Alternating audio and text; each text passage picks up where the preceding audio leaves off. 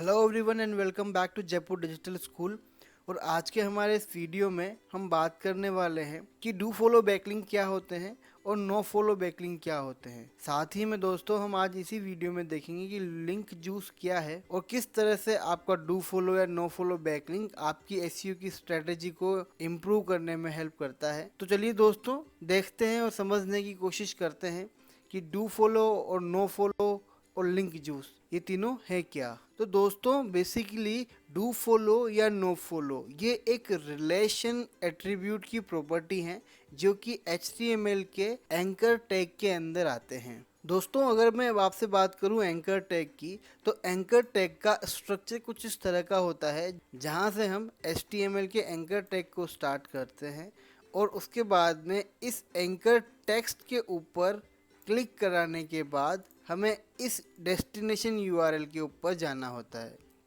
तो इस ही anchor text के अंदर अगर मैं इसके और भी एट्रीब्यूट्स को देखूं तो उन एट्रीब्यूट्स में एक एट्रीब्यूट होता है, वो है रिलेशन। यानी कि अगर आपके इस एंकर टेक्स्ट का जो रिलेशन है वो अगर आप नो फॉलो रखते हैं, जैसा कि मैंने यहाँ पे आपको दिखाया हुआ है,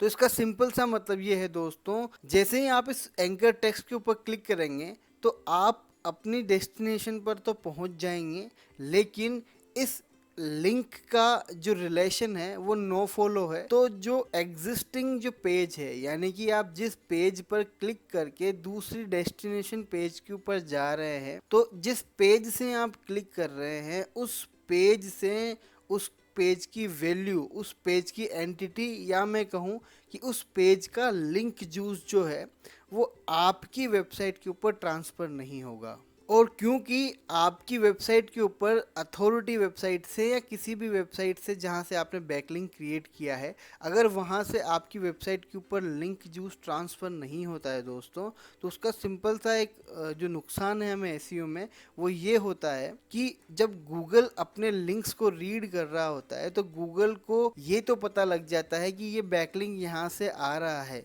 लेकिन गूगल को ये समझ में नहीं आता अगर उस लिंक का जो रिलेशन है अगर वो नो फॉलो है, तो गूगल ये नहीं समझ पाएगा कि ये जो लिंक यहाँ से इस वेबसाइट के ऊपर जा रहा है ये लिंक किस बारे में है। तो आपको बेसिकली एक बैकलिंक तो मिल गया, लेकिन आपको जो है उस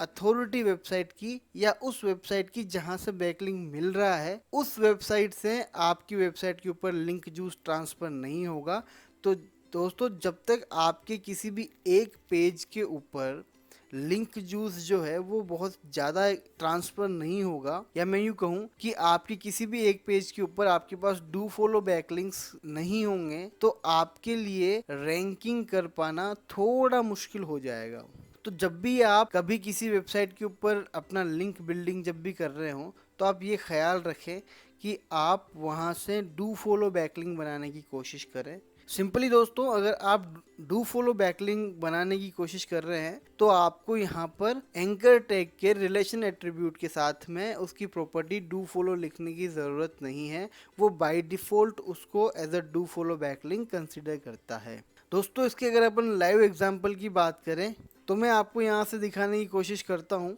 कि ये एक आर्टिकल है जहाँ पर हमने 4 unique ways to make money online को पब्लिश किया है। और इस पूरे आर्टिकल में से आप देख पा रहे होंगे कि हमने यहाँ पर डिजिटल मार्केटिंग कोर्स से एक बैकलिंक बनाया हुआ है। इस बैकलिंक के ऊपर जैसे ही मैं क्लिक करता हूँ दोस्तों, अब आप देखिए कि मैं इस वेबसाइट से और jaipurdigitalschool.com के ऊपर आ जाता हूँ। यानी कि फ़िलहाल को मैंने क्या किया, मैंने इस वेबसाइट से हमारी वेबसाइट के लिए एक बैकलिंक क्रिएट किया और मैं मेरी वेबसाइट के ऊपर यहाँ पर पहुँच गया। लेकिन दोस्तों अगर मुझे चीज़ चेक करनी है कि ये जो लिंक अभी यहाँ से मेरी वेबसाइट पे हम गए हैं ये डू फॉलो है या नो फॉलो है, तो इसके काफ़ी सारे प्लगइन्स भी आते हैं, तो आप एक्सटेंशंस यूज़ कर सकते हैं। बट अगर आप सिंपली इसके ऊपर राइट क्लिक करके और इंस्पेक्ट एलिमेंट पे क्लिक कर देंगे तो ये आपको यहीं पे दिखा देगा कि ये जो लिंक यहाँ से आपकी वेबसाइट के ऊपर जा रहा है ये डू फॉलो है या नो फॉलो है। तो दोस्तों आप यहाँ पे देखिए कि ये जो लिंक है इस लिंक में दोस्तों रिलेशन एट्रीब्यूट के साथ में नो फॉलो लगा हुआ है। यानी कि गूगल के पास ये नोटिस तो चले गया है कि हमारी वेबसाइट के ऊपर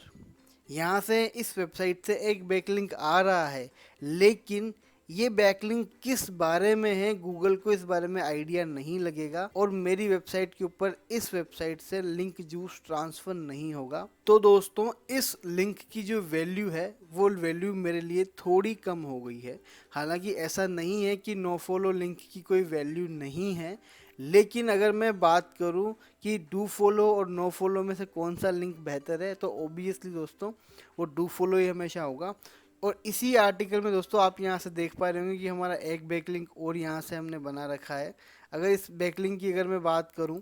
और इस बैकलिंक को अगर हम चेक करें कि ये जो बैकलिंक हमारे पास आ रहा है ये डू फॉलो या नो फॉलो है, तो दोस्तों आप यहाँ से एंकर टेक्स्ट वाला पूरा स्ट्रक्चर देख पा रहे होंगे। इस पूरे स्ट्रक्चर के अंदर कहीं पर भी ये नहीं लिखा हुआ है कि relation is equals to no follow. It means relation attribute की जो प्रॉपर्टी है वो कहीं इन्होंने इसमें एडजस्ट नहीं करी है। तो फिलहाल इस केस में ये जो बैकलिंक है ये डू फॉलो बैकलिंक है, यानी कि हमारा इस वेबसाइट के इस पेज से जो लिंक हमारे इस पेज के लिए हमने क्रिएट किया हुआ है, तो इस पेज का जो लिंक जूस है दोस्तों, इस पेज की जो अथॉरिटी है, इस पेज का जो पावर है वो हमारे इस पेज के ऊपर ट्रांसफ़र हुआ है। इट मीन्स अब ये जो लिंक है, जो डू फॉलो लिंक है, इसकी एसईओ में मेरे लिए काफ़ी ज़्यादा वैल्यू है और जल्दी ही होगा कि अगर हम इस तरह की काफ़ी सारे बैकलिंक्स क्रिएट कर पाएँ तो हमारी वेबसाइट इन कीवर्ड्स के ऊपर जो है हाई पोजीशन में रैंक करना स्टार्ट कर देगी। तो दोस्तों आशा करता हूँ कि आपको डू फॉलो, नो फॉलो और लिंक जूस समझ में आ गए होंगे। अगर आपका अभी भी डू फॉलो, नो फॉलो या लिंक जूस से रिलेटेड कोई भी सवाल है तो आप मुझसे कमेंट बॉक्स में ज़रूर पूछें, मैं उसका जवाब आपको ज़रूर से दूंगा। And thanks for watching this video.